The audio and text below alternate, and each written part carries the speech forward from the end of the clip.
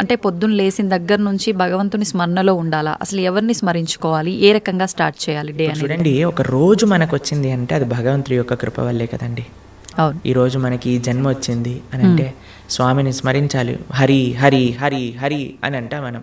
హరి అష్టకము అని అంటాం అనమాట. హరినామస్మరణతో ప్రారంభం చేయాలి రోజు అని చెప్తారు. భగవంతుడికి, మన ఆచార్యులకి, గురువులకి అందరికీ ఒకసారి నమస్కారం చేసుకోవాలి. పృథ్వీని నమస్కరించాలి. ఎందుకంటే ఆవిడ మన జనని. కానీ ఆవిడ మనల్ని భరిస్తుంది కదండి. మనం ప్రతిరోజు అడుగు పెడుతూ ఉంటాం పృథ్వీ పైన, వివిధ రకములైన కృత్యములు చేస్తూ ఉంటాం అనమాట. కాబట్టి ఫస్ట్ లేవంగానే, ఎంతమందికి అలవాటు ఉందో లేదో తెలియదు కానీ ఫస్ట్ లేవంగానే భూమాతను స్మృశించాలి. శ్లోకములు ఉన్నాయండి, శ్లోకములు నేర్చుకోగలిగితే నేర్చుకోండి. కానీ ఆ భావన, అమ్మా నీ పైన అడుగు పెడుతున్నాను కదా, మమ్మల్ని క్షమించు, మమ్మల్ని రక్షించు అనే ఒక భావనతో మనము నేలని స్పృశించి నమస్కరించుకోగలిగితే అది చాలా అద్భుతమైన విషయం అనమాట. దాని తర్వాత మనం భగవంతుని స్మరించి పృథ్వీని స్పృశించి నమస్కరించుకొని మన గురువులకి, ఆచార్యులకి నమస్కారం చేసుకొని, మీకు ఒక విషయం చెప్తాను. అన్నిటికంటే ముందు 2 అక్షరాలతో ప్రారంభమయ్యేది రోజు పూర్వకాలంలో, హరి అని. ఇప్పుడు కూడా 2 అక్షరాలతో ప్రారంభం అవుతుంది, కాఫీ అని. కరెక్ట్. కాఫీ అనకుండా పక్కన పెట్టి హరి అనటంలో నిద్ర లేవాలి. ఓకే. నిద్ర లేసిన వెంటనే స్నానం ఆచరించాలి. మీకు ఒక విషయం తెలుసా అండి? స్నానం అనేది సనాతన ధర్మంలో చాలా ముఖ్యమైన విషయం. మనము చాలామందికి అర్థం కాదండి. స్నానం లేకుండానే రోజును ప్రారంభం చేసేయటము, వంటింట్లోకి వెళ్ళిపోవటము, తర్వాత టిఫిన్ చేసేయటము, ఇలాంటివన్నీ చేస్తూ ఉంటారు. చాలా పెద్ద తప్పది. మనం ప్రొద్దున లేవంగానే భగవంతుని స్మరించుకొని ముందు చేయవలసింది స్నానము. స్నానంలో కూడా గంగే చ యమునే చైవ గోదావరి సరస్వతి నర్మదే సింధు కావేరి జలేస్మిన్ సన్నిధిం కురు. అన్ని నదులను కూడా, గంగా జలమును, యమునా జలమును మనం స్మరించుకొని స్నానం ఆచరించాలి. మీకు ఇంకొక విషయం చెప్తాను, చాలామందికి తెలియని విషయం. మన ధర్మం మనకి చెప్తుంది, స్నానం ఆచరించేటప్పుడు వస్త్రం లేకుండా స్నానం ఆచరించకూడదు. మనము ఒక బట్ట కట్టుకొని స్నానం చేయాలి. అది ఆ నీటికి, ఆ దేవతకి మనం ఇచ్చే గౌరవం అన్నమాట. కాబట్టి స్నానం ఆచరించేటప్పుడు అపవిత్ర పవిత్రోవ సర్వావస్థాన్ గతోపివ యత్స్మరేత్ పుండరీకాక్షం సబాహ్యాభ్యంతర శుచి. పుండరీకాక్ష పుండరీకాక్ష పుండరీకాక్షాయ నమః. శ్రీ విష్ణు శ్రీ విష్ణు శ్రీ విష్ణు భగవన్నామ. ప్రొద్దున లేచినప్పటి నుంచి భగవన్నా, స్నానం ఆచరించేటప్పుడు భగవన్నాం, భగవంతుడి ముందుకెళ్ళి భగవన్నా, రోజంతా భగవన్నాం. ఎంత మనము భగవంతుడి యొక్క నామంతో మనము కనెక్షన్లో ఉన్నామనుకోండి, అంత మనకి స్పిరిచువల్ ఎనర్జీతో మనం రీఛార్జ్ అయిపోతాం అనమాట. మనకు ఆ స్ట్రెంగ్త్ వస్తుంది. మన రోజులో ఉండే ఆ ఒడిదుడుకులు అన్నీ ఉంటాయి కదండి, వాటన్నిటిని ఎదుర్కొనే ఒక శక్తి మనకి భగవన్నామస్మరణతో వస్తుందన్నమాట. కాబట్టి ప్రొద్దున లేచాక హరినామస్మరణ, దాని తర్వాత చక్కగా మనం చేయవలసినది స్నానము, దాని తర్వాత భగవద్ ఆరాధన. ఇవి చేసేసుకున్నాం అనుకోండి, మనం ప్రొద్దున లేవంగానే ఫోన్కి ఛార్జింగ్ పెట్టేస్తాం కదా, అలా మన శరీరం ఛార్జ్ అయిపోతుంది ఇవి చేసేసుకున్న. దాని తర్వాత రోజులో ఉండే మన కార్యక్రమాలన్నీ కూడా మనం చేసుకుంటూ ఉండొచ్చు అనమాట. ఓకే. అయితే ప్రభుజీ, మనం ఆచరించే స్నానం ఎంతో ఇంపార్టెంట్ అని చెప్పి మీరు చెప్పారు. అది ఆచరించడం ఒక ఎత్తు అయితే సమయం కూడా ఇంపార్టెంట్ అని చెప్పి అంటుంటారు కదా ప్రభుజీ, ఏ టైంలో స్నానం ఆచరించాలి అని చెప్పి, అది ఎలా చూసుకోవాలి? మనము, మన శాస్త్రాలు చెప్తున్నాయి బ్రహ్మ ముహూర్తంలో నిద్ర లేవాలి అని. అంటే సూర్యుడు వచ్చే ముందు. ఓకే. ఇప్పుడు మీకు ఒక విషయం చెప్తాను. మీ ఇంటికి ఒక గెస్ట్ వస్తున్నారు అనుకోండి, సరే ఈరోజు మీకు పండగ రోజు మీరు ఏం చేస్తారు? అరే ఈరోజు పండగ, త్వరగా లేవాలి, త్వరగా లేసుకొని కార్యక్రమాలన్నీ చేసుకొని నైవేద్యాలన్నీ తయారు చేసుకొని మనం త్వరగా ఈ పండుగని ముగించుకోవాలి, అమ్మవారి పూజ చేసుకోవాలని మీరు అనుకుంటారు, అవునా కాదా చెప్పండి? లేదా ఒక గెస్ట్ వస్తున్నారు అనుకోండి, సపోజ్ మీ గురువు గారు రేపు మీ ఇంటికి వస్తున్నారు అన్నారు అనుకోండి. మీ గురువు గారు ఇంటికి వచ్చాక బయట నాక్ చేశాక మీరు లేచి స్నానం చేసి రెడీ అవుతారా? లేదా ఆయన వచ్చే ముందే అన్ని సదుపాయాలన్నీ కూడా సక్రమంగా చేసుకొని పెట్టుకుంటారా చెప్పండి? వచ్చే ముందే చేస్తారు, అంతే కదండి. ఎవరైనా గెస్ట్ వచ్చినా, మన ఇంటి గురువులు వచ్చినా, ఎవరో ఒకళ్ళు అలా చేసుకుంటాం కదా. సూర్య భగవానుడు ప్రత్యక్షంగా మనకి భగవంతుడి యొక్క స్వరూపం మనకి దర్శనమిస్తున్నారు. ఆయన ప్రతిరోజు ఉదయించే ముందే మనం నిద్ర లేవాలి. దాన్ని బ్రహ్మ ముహూర్తము అని అంటారు. సూర్యోదయం కంటే ముందు మనం నిద్రలేచి మన యొక్క స్నానాది కార్యములన్నీ పూర్తి చేసుకొని మనం రెడీగా ఉండాలి సూర్యుడిని స్వాగతించడానికి. మన యొక్క భగవన్నామ స్మరణ చేసుకుంటూ మనం రెడీ అయిపోతాం అనమాట. అందుకే సంధ్యావందనాది కార్యక్రమములు మనం ప్రొద్దున పూట, మధ్యాహ్నం పూట, సాయంకాలం పూట 3 పూటలు చేస్తాం అనమాట. ఆయన ఎవరికి చేస్తున్నాము అని అంటే సూర్యమండలంలో మధ్యలో ఉన్న భగవంతుడికి మనం చేస్తున్నాము. కానీ ఆయన మనకి భగవంతుడిని దర్శింపజేసే ఒక ప్రత్యక్షమైన క్యారియర్. ఓకే, కాబట్టి మనం ఆయన వచ్చే ముందే మనం నిద్ర లేవాలి. ఆయన రాకముందే మన యొక్క నిత్య కృత్యములన్నీ కూడా పూర్తి చేసుకొని మనము ఆధ్యాత్మిక కార్యక్రమంలో నిమగ్నమై ఉండాలి. ఓకే, మీరు చూడండి, ప్రొద్దున పూట లేవటం అనేది అటు మన ఆరోగ్యరీత్యా, అలానే సామాజిక పరంగా, అలానే మన ఆధ్యాత్మికంగా, శారీరకంగా, మానసికంగా అన్ని విషయములలో మనకి మంచి చేస్తుంది. అందుకే early to bed and early to rice keeps a man healthy, wealthy and wise అని అన్నారు. కాబట్టి ప్రొద్దున పూట బ్రహ్మముహూర్తంలో నిద్ర లేచి స్నానం ఆచరించవలే. ఇది ప్రతి సనాతన ధర్మానికి సంబంధించిన వారు తప్పక ఆచరించాల్సిన ఒక పద్ధతి. ఓకే, అయితే ప్రభుజీ మనం మాట్లాడుకున్న దాంట్లో ఇంకొకటి భగవంతుడి ఆరాధన. చాలా వరకు అంటే ఇంట్లో మగవారు పూజ చేస్తేనే మంచి ఫలితం పొందుతారు అని చెప్పి ఈ మధ్య కాలంలో చెప్తున్నారు. కానీ ఎక్కువగా ఆడవాళ్ళే పూజ చేస్తుంటారు. అసలు నిజంగా ఆడవాళ్ళే పూజ చేయాలా, మగవారు చేయొచ్చా? అసలు మగవారు చేయాల్సిన కార్యక్రమాలు ఏంటి ఆధ్యాత్మిక పరంగా?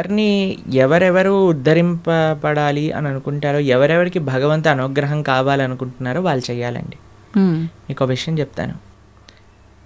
ఒక మగవాడు పూజ చేసిన, ఆరాధన చేసిన, పుణ్యం చేసిన, పునస్కారం చేసిన దాంట్లో ఉండే 50% ఆడవారికి వెళ్తుంది. ఓకే, ఎంత? 50%. 50%. ఏదైనా పాపం చేశాడనుకోండి, దాంట్లో 1% కూడా ఆడవారికి రాదు. అదేలా ప్రభుజీ? మరి పుణ్యం అయితే పుణ్యం 50% వెళ్తుంది, పాపంలో వెళ్ళదు. ఓకే, స్త్రీ చేసిందనుకోండి పుణ్యం 1% హస్బెండ్కి రాదు, 100% ఆవిడ దగ్గరే ఉంటుంది.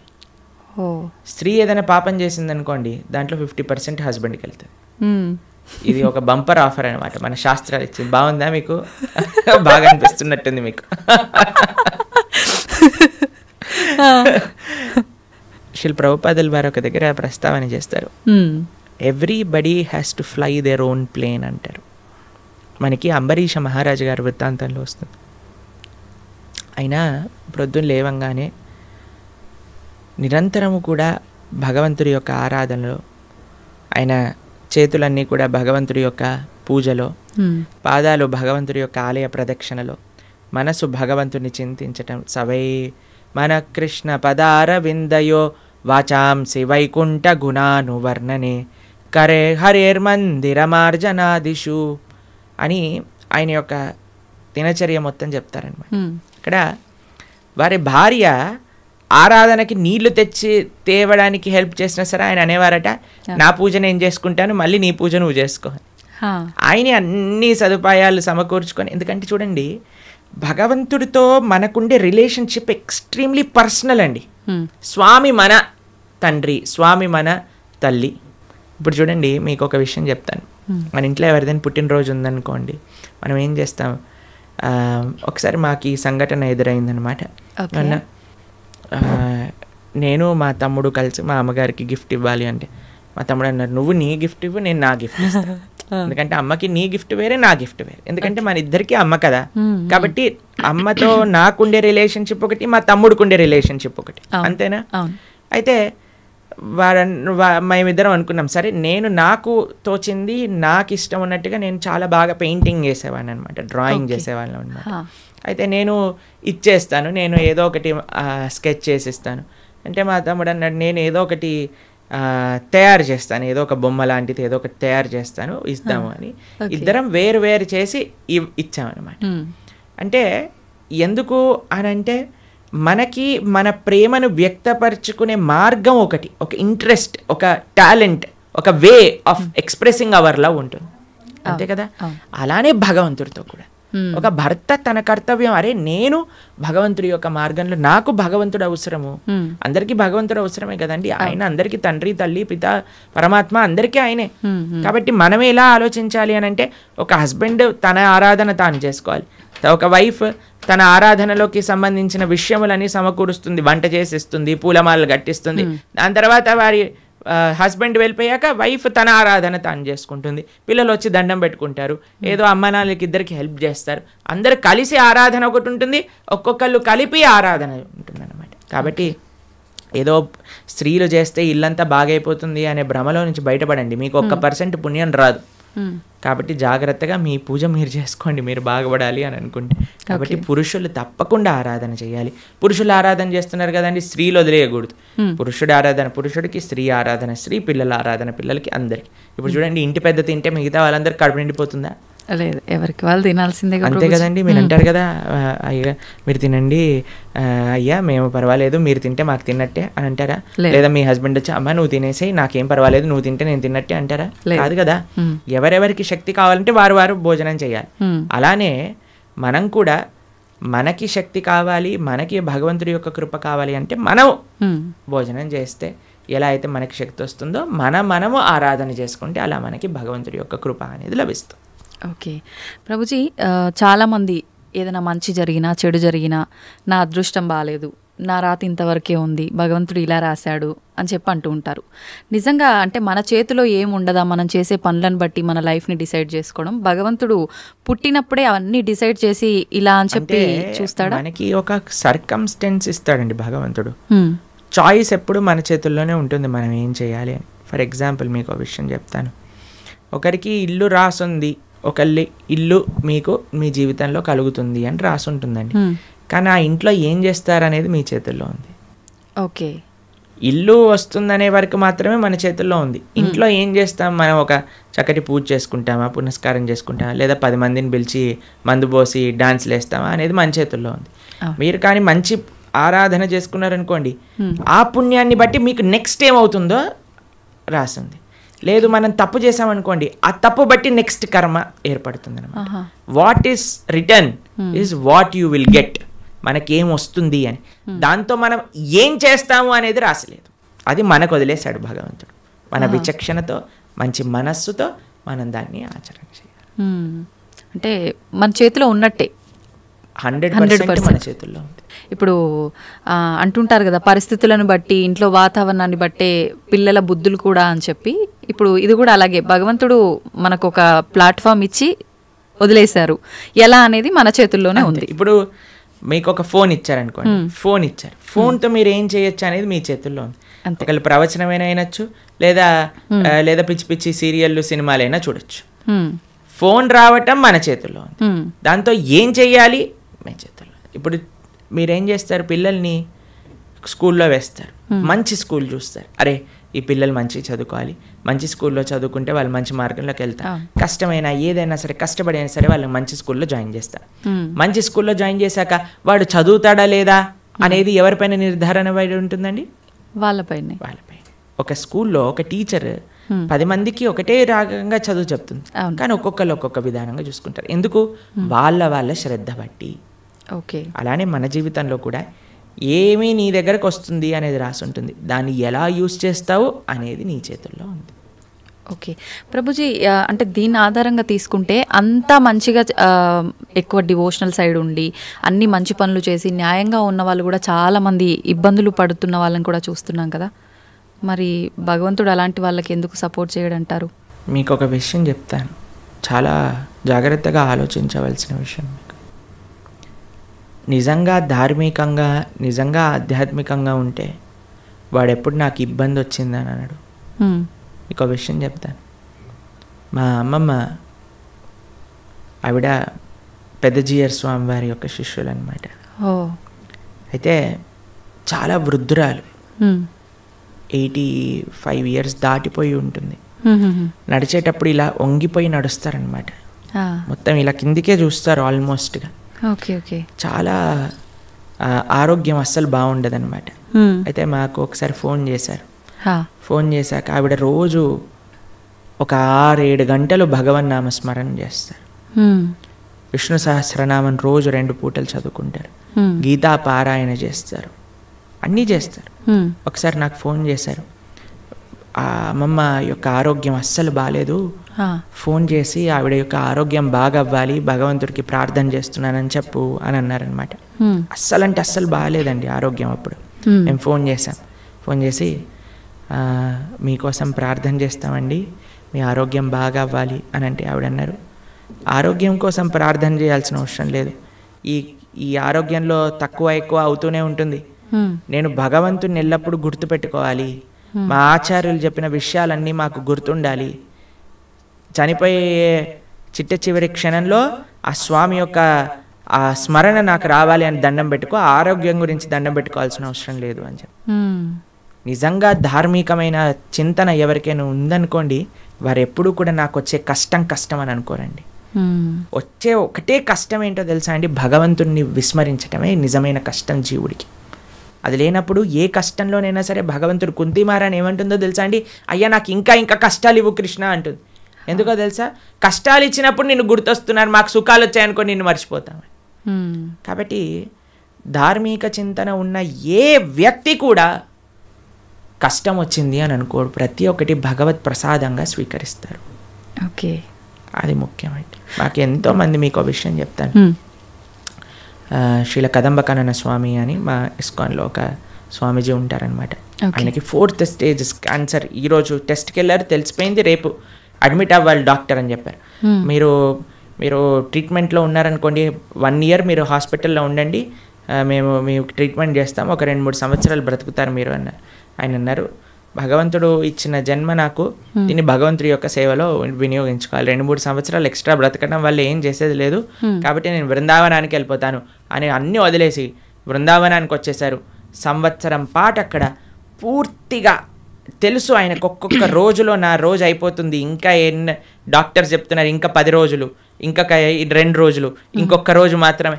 బిందాస్గా కూర్చొని చేర్పైన వాళ్ళ శిష్యులందరికీ కూడా ఉపదేశం చేసి, కీర్తన చేస్తూ, భగవన్నామస్మరణ చేస్తూ, విగ్రహాలు ముందే పెట్టుకొని రోజు ఆరాధన చేస్తూ, చివరి రోజు కూడా నవ్వుతూ బ్రహ్మాండంగా ఆనందంగా ఆ మృత్యు యొక్క ఒడిలోకి, అంటే భగవద్భక్తులకు మృత్యు రాదండి, శ్రీకృష్ణ పరమాత్మ డైరెక్ట్గా వస్తారనమాట. కాబట్టి కష్టం ఏమి కష్టం కాదండి ఈ ప్రపంచంలో. కష్టం వచ్చినా సరే అది మనం పూర్వజన్మ చేసుకున్న ఫలము. ఇప్పుడు మీరు ఆయన మంచోడు అని అంటున్నారు అంటే, లేదా మంచి చేస్తున్నారు అనుకుంటున్నారు, ఇంతకు ముందు ఏం చేశామో మీరు చూసారా? లేదు. మనం ఇంతకు ముందు జన్మలో ఏం చేసుకున్నామో మనకు తెలియదు కదా. కాబట్టి కష్టం వస్తుంది అని అంటే అకారణంగా కష్టం ఎందుకు ఇస్తాడండి? భగవంతుడికి ఏం పని లేదా? ఆయన ఇక్కడ ఉన్నారు కదా హైదరాబాద్లో మూసాపేటలో, ఆయన కష్టం ఇవ్వండి కొద్దిగా చూద్దాం ఎలా బాధపడతాడు అని ఆయన ఏమన్నా పైన వైకుంఠం నుంచి ఆ పని చేస్తున్నారు చెప్పండి? లేదు. ఆయన ఎందుకంటాడండి ఎవరికైనా కష్టం తెప్పించాలి అని భగవంతుడు ఎందుకు అనుకుంటాడు చెప్పండి? ఇప్పుడు మీరు చూడండి, చిన్నపిల్లలు ఇప్పుడు నేను బాగా అల్లరి చేశారనుకోండి, రూమ్లో వేసేస్తారు, వేసేసి లాక్ పెట్టేస్తారు, లాక్ పెట్టేసి ఏడుస్తారనమాట పిల్లలందరూ చాలా. అమ్మాయి ఏమన్నా కావాల్సుకొని అరే మా పిల్లవాడు బాగా ఏడుస్తున్నాడు అని ఆనందపడుతుందా అండి? ఎందుకు వేసింది రూమ్లో? తెలుసుకోవాలని, అల్లరి మానేయాలి, మంచిగా ఉండాలి బుద్ధిగా కదండి. అమ్మ ఒక కొట్టినా, ఒక మాట అన్నదా, తిట్టినా, రూమ్లో వేసినా, దేనికైనా సరే ఒక పనిష్మెంట్ ఎందుకు వస్తుంది? ఎందుకంటే మారి మంచి విషయములు తెలుసుకొని ముందుకెళ్తారేమో. భగవంతుడు కూడా మనకి ఏదన్నా ఇచ్చాడు అని అంటే, ఒక కష్టం ఇచ్చాడు అని అంటే, ఆ కష్టం నుంచి ఏం నేర్చుకోవాలి? Failures are stepping stones for success అని అంటారు. ఒక నష్టం జరిగినా, ఒక ఏదైనా సరే, అరే మనం ఇంకా ఇంకా ఇంకా భగవన్ నామస్మరణ ఎలా చేసుకోవాలి, భగవంతుడికి దగ్గరికి ఎలా అవ్వాలి. ఇప్పుడు మీకు ఒక విషయం చెప్తానండి. బృందావనంలో లాస్ట్ ఇయర్ మేము ఆ వీడియో చూస్తున్నాం అనమాట. యమునా నది మొత్తం పొంగిపోయి బృందావనం మొత్తం కూడా మునిగిపోయిందనమాట. అందరు షాపులలోకి, ఇంట్లలోకి, అన్నిట్లోకి నీళ్ళు వచ్చేసాయి మొత్తం కూడా. అయితే ఇంటర్వ్యూ చేసే వాళ్ళు వెళ్తున్నారనమాట. వెళ్తూ టీవీ ఛానల్లో వాళ్ళు ఏమనిపిస్తుందండి మీకు, ఏమనిపిస్తుందండి అంటే, ఓ బహుత్ మజా ఆ రహా హై, యమునా మహారాణి హమారే ఘర్ మే ఆ గయి హై అని ఆరతులు ఇస్తున్నారనమాట. వాళ్ళకి ఏమనిపించట్లేదు, వాళ్ళ సామాన్లు కొట్టుకుపోయాయి, వాళ్ళ షాప్ పాడైపోయిందని. యమునా మహారాణి హమారే ఘర్ పధార్ రహీ హై, యమునా మహారాణి హమారే షాప్ మే ఆ గయి హై, అందరు కీర్తన పెట్టుకొని డాన్స్ వేస్తున్నారు అనమాట. చూడండి, అదే మన ఇంట్లో నీళ్ళు వచ్చాయనుకోండి, ఈ గవర్నమెంట్ గలీజ్ది, ఇది ఇట్లా అయిపోయింది, అది అలా అయిపోయింది అని మనం ఏడుస్తూ ఉంటాం. చూసే విధానం అండి జీవితంలో. ఒకటి కష్టం వచ్చినా నష్టం వచ్చినా భగవత్ ప్రసాదంగా ఉన్నాం అనుకోండి, ఏం పెద్ద కష్టం లేదు. కానీ పరమాత్మ ఎవరికి కష్టం ఇవ్వాలి అని అనుకోరు. మన యొక్క పూర్వజన్మ ఫలితం మనకు ఒక విధంగా వచ్చిందనుకోండి, దాన్ని స్వీకరించాలి. తండ్రి ఐ అక్సెప్ట్ అని ముందుకెళ్ళాలి. ఓకే ప్రభుజీ, ఇప్పుడు మీరు చెప్పినట్టుగా అమ్మమ్మ గారి విషయం అయితే కానీ, గురువు గారి విషయం ఒకటి చెప్పారు, అదైతే ఏంటి, ఇప్పుడు యమునా నది గురించి చెప్పింది. ఇంత ప్రశాంతంగా కష్టం వచ్చినా ఇది కష్టం కాదు, అది కూడా భగవంతుడి కృపే, ఆయన అనుగ్రహమే అని చెప్పి దాన్ని సుఖంగా భావించాలి అని అంటే నిజంగా అసలు అంత ఈజీగా ఎలా సాధ్యపడుతుంది? ఈ కుటుంబ జీవనంలో ఉన్న వాళ్ళకి ఇదంతా ఎంత ఆధ్యాత్మికంగా ఉన్నా సాధ్యపడుతుంది అంటారా? చెప్పిన వాళ్ళందరూ కుటుంబ జీవితం ఉన్నారు, కానీ ఎక్కడో కొంతమంది, అందరికీ అలా సాధ్యపడాలంటే చాలా ఈజీ అండి. భగవంతుడి పైన నమ్మకం ఉండాలి, అంతే, ఇంకేం అవసరం లేదు. ఇప్పుడు మీకు ఒక విషయం చెప్తానండి. మీ డాటర్స్ ఉన్నారు, మీ డాటర్స్కి మా అమ్మ నాన్న నాకు చేసింది మంచి అని అనుకుంటే మీరు ఏమన్నా సరే వాళ్ళు యాక్సెప్ట్ చేస్తారు, మీ మాట వింటారు. వాళ్ళు అనుకున్నారనుకోండి, మా అమ్మకి ఏం తెలుసు నా గురించి, నాకు బాగా తెలుసు, నాకు ఏది మంచో ఏది చెడు అని అంటే మీరు ఏమంటారండి మీ పిల్లల్ని చూసి? అరే ఇంత చిన్న పిల్లలు రా, మీకేం తెలుసు మంచి చెడు అంటే ఏంటో, అదే అనుకుంటాం కదా. కాబట్టి మనకి ఎలా తెలుస్తుందండి మంచి అంటే చెడు అంటే ఏంటి అని? అరే భగవంతుడి పైన, అరే భగవంతుడికి తెలియదు ఉంటుందా చెప్పండి? లేదు. స్వామి మనల్ని సృష్టించిన వ్యక్తి, ఆయనకి తెలియదా అండి మనకి మంచి ఏది చెడేది అని? ఆయన పైన నమ్మకం ఉండాలంటే, స్వామి మారోబి రాకోబి, నువ్వేం చేసినా నాకు మంచి చేస్తావు, నమస్కారం అనండి, అంతే. ఇంకా ఏం జరిగినా సరే మనం దాన్ని తీసుకోగలము. ఆ భక్తి, ఆ శరణాగతి భగవంతుడి పైన ఉండాలంతే.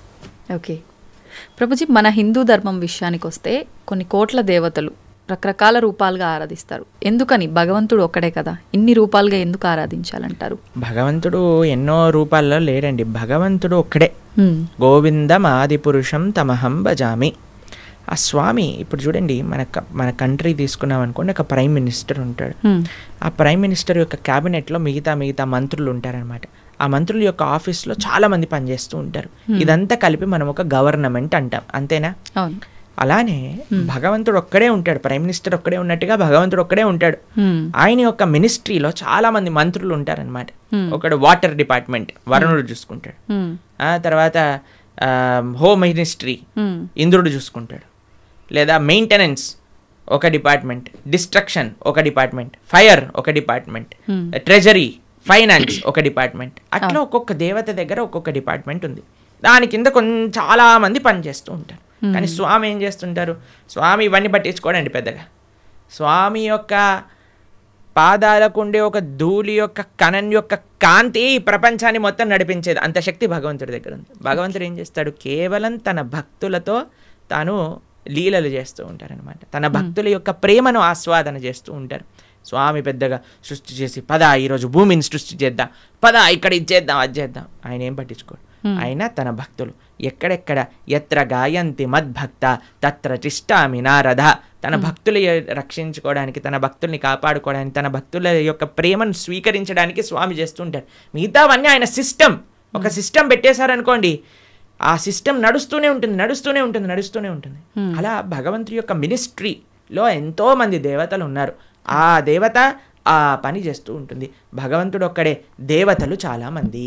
దేవతలందరూ కూడా భగవంతుడి కింద ఆయన యొక్క సేవ చేస్తూ ఉన్నారనమాట. అది విశేషం.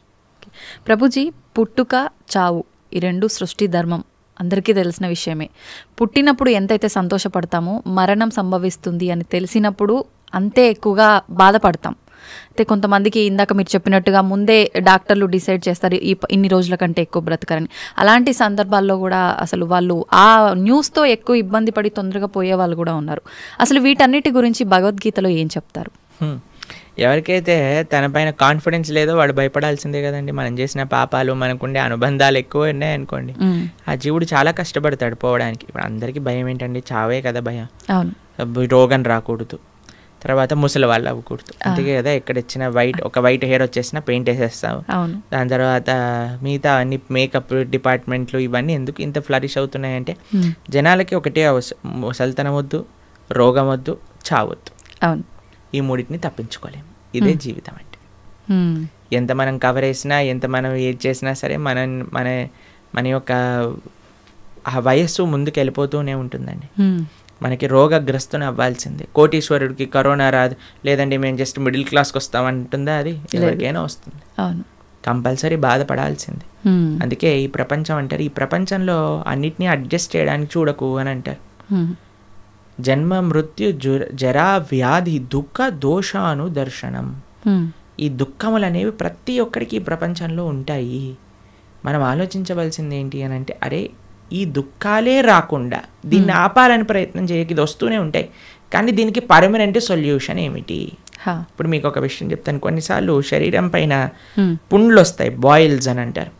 వాటికి ఒక టెంపరీ ట్రీట్మెంట్ ఏంటి, డాక్టర్ దగ్గరికి వెళ్ళాను అనుకోండి, అది కట్ చేసేస్తారు. ఆ ప్రదేశంలో ఇలా ఒక ఆయింట్మెంట్ రాసేసి కట్టేసేస్తారు అనమాట.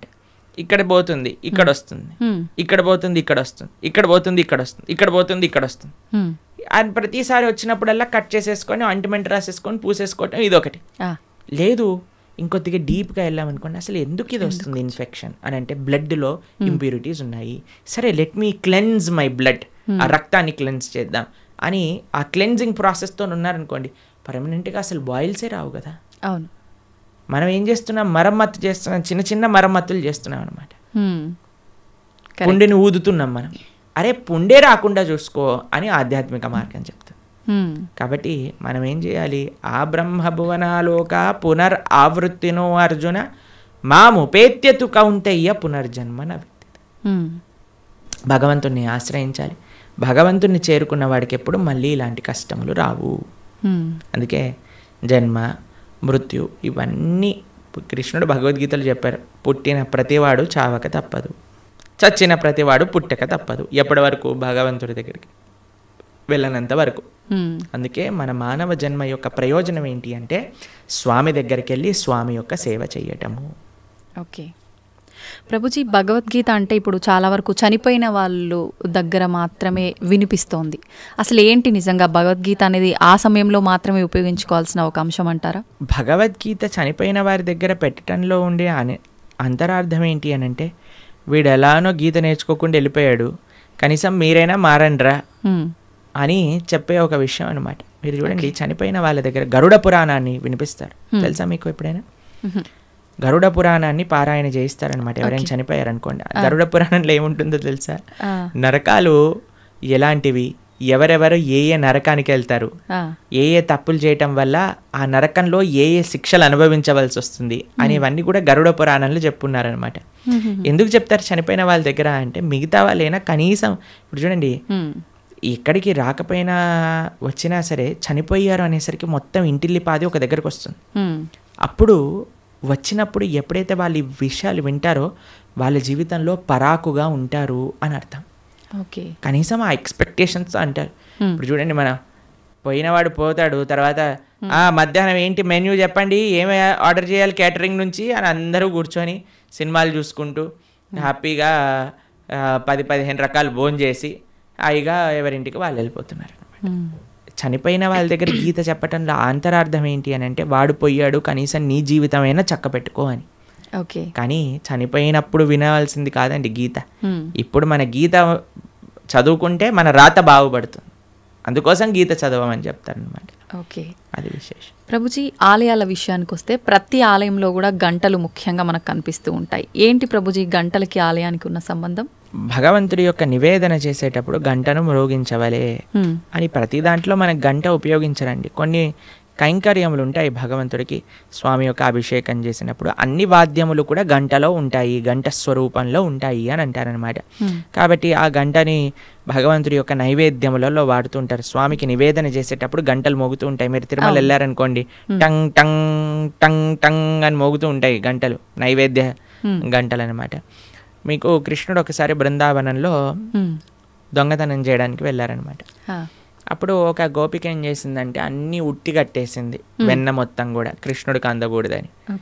తర్వాత కృష్ణుడు ఏం చేసేవాడు, ఉట్టి కడితే రాయి వేసేసాడు వాడు. రాయి వేయంగానే కుండకి చిన్న రంధ్రం పడేది. చక్కగా అక్కడ నుంచి మొత్తం వెన్న ఇలా ఫౌంటైన్ లాగా షవర్ లాగా వచ్చేస్తుంది అనమాట. కింద అందరూ పాలు పెరుగు వెన్న నెయ్యి అన్ని తాగేస్తూ ఉండేవారు.